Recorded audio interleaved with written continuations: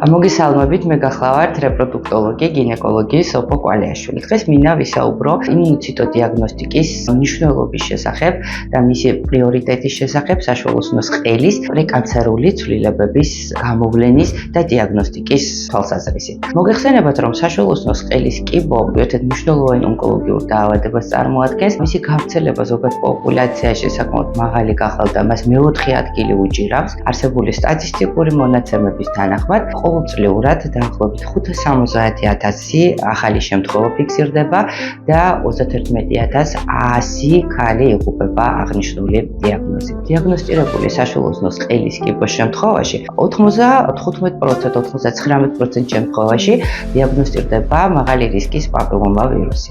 აქედან გამომდინარე, შემუშავებული იქნა საშუალოსნოს ყელის სკრინინგი, ძირითადად ეფუძნება დღესდღეობით თანამედროვე მიდგომებით სწორედ პაპილომა ვირუსის მაღალი რისკის დიაგნოსტიკას PCR მეთოდით. აღნიშნული ტესტის მგრძნობელობა ძალიან მაღალი გახლავთ, დაახლოებით 95%-ში ადგეს, რაც განპირობებულია იმით, რომ გარკვეულ შემთხვევებში ინფექციას აქვს ტრანზიტორული ხასიათი და ხდება მისი ელიმინაცია. მრავალი წლის მანძილზე მოგეხსენებათ, რომ სკრინინგის ოქროს სტანდარტად მიიჩნეოდა კვაკნაცხი, მაგრამ მოგეხსენებათ, მისი მგრძნობელობა გახლავთ ძალიან დაბალი, 50-დან 70%-ში ადგეს, რაც ზრდის იმის ალბათობას, რომ გარკვეულ შემთხვევებში შეიძლება გამოგვრჩეს მაღალი ხარისხის დაზიანება, მაინც უფრო სუბიექტურ მეთოდს წარმოადგენს და აქედან გამომდინარე დღესდღეობით უკვე თანამედროვე მიდგომით საშუალოსნოს ყელის სკრინინგში მოწოდებულია გამოვიყენოთ ორმაგის სკრინინგი პაპილომა ვირუსის PCR დიაგნოსტიკასთან ერთად კვაკნაცხის გამოგონება. დღეს მინდა ვისაუბრო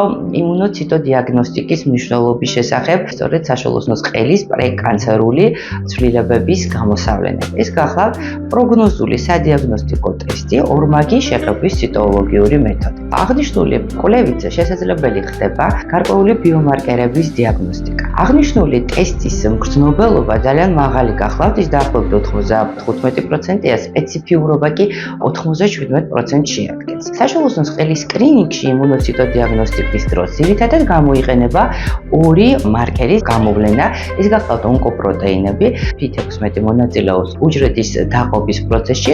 ნორმალურ პირობებში ერთგვარი დაცვითი ფუნქცია აქვს მას. პაპილომა ვირუსის ინფიცირების შემთხვევაში ის აფერხებს ინფიცირებული უჯრედის უკონტროლო ზრდას, მაგრამ პაპილომა ვირუსის ხანგრძლივი პერსისტირების შემთხვევაში იწყება უჯრედის უკონტროლო დაყოფა, რაც მიუთითებს აი ამ პაპილომა ვირუსის აგრესიულ ბუნებაზე.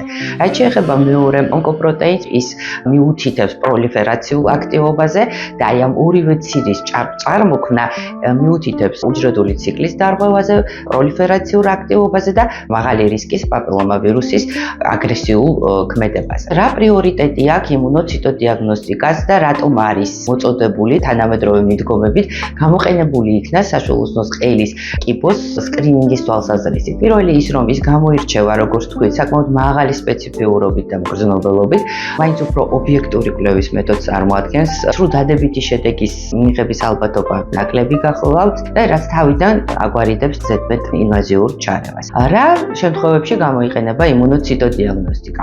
იმუნოციტოდიაგნოსტიკა გამოიყენება ორმაგის კლინიკის შემთხვევაში, როდესაც პაპილომა ვირუსი დადებითი გახლავთ და პაპ ტესტის შედეგი არის ნორმის ფარგლებში, ან არის დაბალი ხარისხის დაზიანება, ან არის გაურკვეველი მნიშვნელობის ატიპიური ბრტყელი უჯრედების დიაგნოსტირებული. ყველა იმ შემთხვევაში, როდესაც პაპილომა ვირუსის მაღალ ონკოგენური ტიპებია დიაგნოსტირებული და ასევე მინდა ხაზი გაუსვა, რომ ძალიან კარგად გამოიყენება, როდესაც ფასდება, რომ არის მესამე ტიპის ტრანსფორმაციის ზონა, ამ შემთხვევაში და პაპილომა ვირუსის ინფიცირების შემთხვევაში ძალიან აქტიურად შეიძლება იქნას გამოყენებული აღნიშნული კვლევის მეთოდი. გამოიყენება იმუნოციტოდიაგნოსტიკა პაციენტების ტრიაჟისთვის, როდესაც პაპილომა ვირუსი დადებითია და ორმაგი შეღების მეთოდი გახლავთ უარყოფითი, ამ შემთხვევაში მოწოდებულია ერთ წელიწადში კონტროლი, თუ პაპილომა ვირუსი დადებითია და ორმაგი შეღების მეთოდი გახლავთ დადებითი, რაც მიუთითებს იმას, რომ უჯრედის უკონტროლო ზრდას აქვს ადგილი, ამ შემთხვევაში აუცილებლად უნდა ჩატარდეს კოლპოსკოპიური კვლევა. აქვე მინდა დავძინო, რომ მაღალი ხარისხის დაზიანების შემთხვევაში ის არ გამოიყენება პაციენტთა მართვის ძირითად მეთოდად, ამ შემთხვევაში უნდა ვიხელმძღვანელოთ ამერიკის საშუალოსნოს ყელისა და კოლპოსკოპიის საზოგადოების მიერ მოწოდებული გზამკვლევის საფუძველზე. მადლობას გიხდით ყურადღებისთვის. გისურვებ, ჩამწელობას.